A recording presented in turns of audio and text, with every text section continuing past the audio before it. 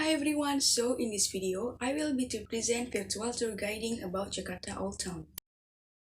Good morning ladies and gentlemen. On behalf of our company Holiday Tour and Travel, I would like to say selamat pagi dan selamat datang di Jakarta. It is our common greeting to greet you, which means good morning and welcome to Jakarta. Anyway, how are you today? It's really nice to hear that. Are you all excited for this tour today? Yes, me too. First of all, let me introduce our crew bus. On beside me, we are accompanied by Mr. Rudy as our professional driver. He has 8 years experience as a driver. Can you imagine 8 years? It's not a short time, right? It was a very long time. So you don't have to worry about our tour today because our tour today must be going safe and comfortable. And the last, myself. My name is Uswatun Hasanah and you can call me Una for simple. I will be your tour guide tour today. It is my pleasure can accompany you guys and please take us as your friend. So if you have a question or request, just raise your hand and I will answer your question and help with your request. Ladies and gentlemen, before we start, please adjust your watch. I would like to inform that our local time now is 9 a.m. Our program for tour today is visiting the Jakarta Old Town, officially known as Kota Tua, and it's also known as Old Batavia. Okay, ladies and gentlemen, let me give you some general information about Jakarta to help you understand about the city and its people. The name Jakarta was adopted as a short form of Jayakarta when the city was conquered by Japanese in 1942. Jakarta is the capital of the Republic of Indonesia. Jakarta is a huge, sprawling metropolis, home to over 10 million people with diverse ethnic background groups from all over Indonesia. Located on the northwest of Java Island, the province of DKI Jakarta has rapidly expanded through the years, absorbing many villages in the process. In fact, Jakarta is a conglomeration of villages known as kampung.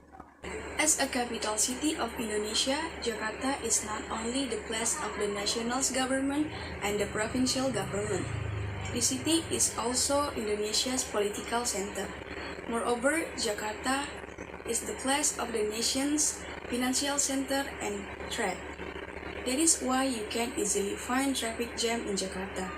The city is divided into 5 districts, namely Jakarta Pusat, Jakarta Utara, Jakarta Timur, Jakarta Barat, and Jakarta Selatan.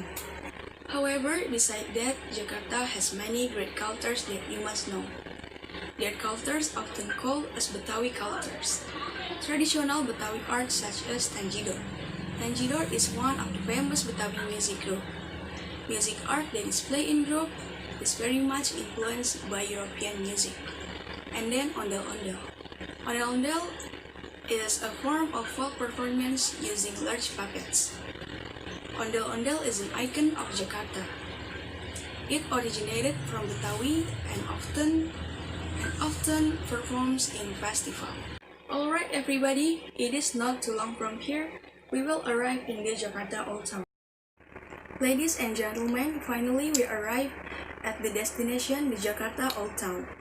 Before we exploring the Jakarta Old Town, let me give you a few reminders. First, synchronize your time with my time so that no one will be left behind. Second, please observe body-to-body system to make sure that no one will get lost. Third, please put your trash in a trash bin. Fourth, never leave your vulnerable things unattended to avoid unnecessary loss. Fourth, don't forget our tour bus number is 08. And lastly, don't forget, spend your time with taking pictures, talk to locals, and buy souvenirs if you want to. Ladies and gentlemen, I will explain to you the story of Jakarta Old Town or Kota Tua. Kota Tua is a reminder of Old Batavia, the first walled settlement of the Dutch in Jakarta area. This area is rich with history. Initially, Sunda Kelapa Harbor was known as Kalapa and it belonged to Pajajaran Kingdom. When an army from Demak and Cirebon took over this area, their leader named Fatahillah built a town surrounding the harbor. The town was named Jakarta. Presently, the date of the establishment, June 22, 1527. In 1619, the Dutch East India Company, popularly known as VOC, under Jan Peter Zoon usurped Jakarta and changed the name into Batavia, as a reminder of their founding fathers, the Batavian. Since then, VOC built many buildings in this area until 1850. However, when VOC bankrupt in 1799, this area was abandoned. The next Governor-General, Dendels, brought down some of this building and used the materials to build a new town called New Batavia in the area known as Lapangan Banteng. Fortunately, there are many beautiful buildings still remain in Kota Tua, Jakarta. Once abandoned, now the government started to revitalize this area. Some of the buildings are already renovated. They are returned to their prime condition. Today's Kota Tua is very much different from the past. In Kota Tua, there are 5 main museums: Fatahillah Museum, Keramik Museum, Wayang Museum, Bank Mandiri Museum, and Bank Indonesia Museum. And we will visit 3 of the 5 museums, such as Fatahillah Museum, Fine Art and Ceramic Museum, and Wayang Museum. Okay guys, now we are in the Fatahillah Museum. Okay ladies and gentlemen, this is the Jakarta History Museum, also known as Fatahillah Museum. This building was the administrative headquarters of the Dutch East India Company and the leader of the Dutch government. The museum building that stands today was originally a city hall or studies, which was inaugurated by Governor-General Abraham van Riebeeck in 1710. The construction of this building itself began in the era of Governor-General Jan Peter Zoon in 1620. This museum displays the history of Jakarta from prehistoric days to the founding of the town of Jakarta. Fatahillah Museum has 23,500 collections of historical items, both in the form of original and replica objects. The various collections are exhibited in several rooms, according to the period of origin. Exciting exhibition space, namely the Prehistoric Jakarta Room, Tarumanegara Room, Jayakarta Room, Fatahillah Room, Sultan Agung Room, and MH Tamrin Room. Among the collections that are important for the public to know are the Ciaratun inscription from Tarumanegara, Meriam Sijagur, the statue of God Hermes, the prison cell of Untung Surapati, and Pangeran Diponegoro. There are also paintings of the Governor-General of the Dutch East Indies VOC from 1602 until 1942. Prehistoric carpentry tools and weapons collections. In addition, there is a collection of antique furniture from the 17th to 19th centuries, a number of ceramics, pottery, and inscriptions. Okay guys, now we move to the Fine Art and Ceramic Museum. This is the Fine Art and Ceramic Museum. This museum was built in 1870. At the beginning, the building was used as Dutch Judiciary Institution or Raad van Justitie. Then, when Japan colonized Indonesia and the fight for Indonesia freedom occurred, the building was used as military dormitory. Furthermore, it was used as West Jakarta Mayor's office in 1967. In 1968 until 1975, it was used as office of DKI Jakarta Museum and History Official. On August 1976, it was announced officially as Fine Arts and Gallery Building and now become Fine Arts and Ceramic Museum. This museum has around 400 fine arts, which consists of many different techniques and materials, such as sculpture, graphic, wood totem, sketch, and painting batik. Among those collections, there are some masterpiece collections that useful for the art history in Indonesia.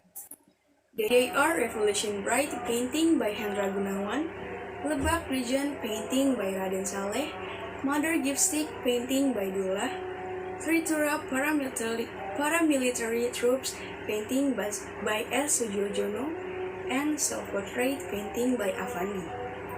Traditional classical sculpture from Bali, magical and symbolic wood totem by Jokot and families, totem and wood sculpture by modern artists such as G. Siddhartha and Usman Effendi. There are also plenty of ceramic collections in this museum, consists of local and also foreign ceramic. The local ceramic comes from Aceh, Medan, Palembang, Jakarta, Yogyakarta, Malang, Bali, Lombok, and many others.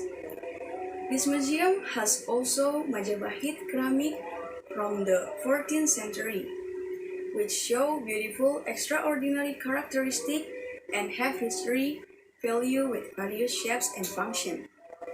The foreign ceramic of various shapes and characteristics, functions, and style from China, Japan, Vietnam, Thailand, Dutch, Germany, and Middle East.